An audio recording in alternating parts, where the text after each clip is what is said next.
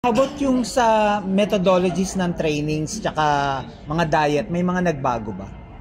May gusto pang magtanong. So yung tanong, may mga nagbago ba sa training regimen and diets bago mag-climb ng mga Everest? So ano yung preparation sa physical tsaka sa nutrition? Yung time nyo, is it different yung methodology ng training? May mga nadagdag ba? May mga equipments ba na ginamit na bago? Ganun. Nung time ko, hindi kami nagtitraining. Okay. Balik lang. Akyat, di ba? Ako, to answer in a personal point of view, hindi kasi ako gano'n naniniwala sa mga parang scientific diet or whatever methodology. Mas importante kasi yung, siyempre, alam mo naman kung ano yung generally nutritious na food. Meron din kaming survival food lang na alam mo hindi nutritious, kailangan mo lang kainin like instant noodles. Kasi importante siya sa moral, importante siya sa lamig, whatever. Pero yung strict diet and whatever, ako personally wala. Sila po nila yung concept.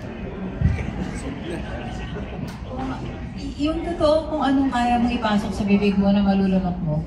Hindi kasi a lot of people lose their appetite sa high altitude, so na-experience yun sa mga kasama ko. And if you're choosy sa kakainin mo, science, ang importante sa science yung meron kang calories. So, pag sumubo ka kasi mararamdaman mo yung init. Yung init kahit gaano kaganda yung gear mo, yung body heat manggagaling sa'yo. It will trap the body heat, pero wala siyang body heat na itatrap kung wala kang heat na pinoproduce. So kahit anong maisubo mo, candy, chicken joy, pwede. Tapos training, the best practice for mountaineering is mountaineering. So, dyan, fitness, cardio, jogging, you can do anything sa Pilipinas, pero when you start practicing sa mountaineering and other expeditions, yun yung best practice for it. Para maharap mo lahat ng mga hindi inaasahan, pwede mong asahan. Okay, so yun nga, no, same sa preparation, best preparation for mountain climbing din. No? So kailangan medyo masanay o familiarize lang yung katawan mo, lalo na sa high altitude. Gaya nga nung isa natin namatay, no, na Pilipino. Siguro maging isang na rin to, lesson na hindi rin basta-basta ang pag-akyat sa Everest. Pero kung masanay lang yung katawan mo sa ganung elevation, sa yung fitness mo for cold, for the weather, for the high altitude yun, siguro masanay din. Sa diet naman, wala naman kami masyadong diet. Yun ko, corned beef na yung favorite niya sa Everest eh. Oo, sa climb, siyempre kailangan mo ng comfort food. So, ano pa bang corned beef?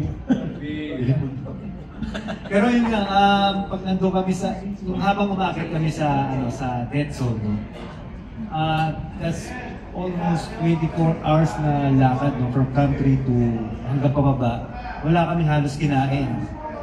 Kahit tubig, medyo bitin kami kasi nagpo-cross yung inuman namin. No? Kaya talagang ubus na ubus kami sa aming plan namin. I guess for me, in addition lang dun sa sinabi ni Miss Noel na in order to climb mountains, sa mountains ka din mag-train. So kung umakyat sila ng Denali and Choyu, kami din ni Miguel, nagkaroon din kami ng several climbs sa Himalayas, Manaslu, Amadablam. So, dun na-build yung mental toughness namin. At dun namin kinikilala yung personal skills kasi what may work for me may not work for others, and what may work for others may not work for me. So, para handa kami dun sa big expedition namin.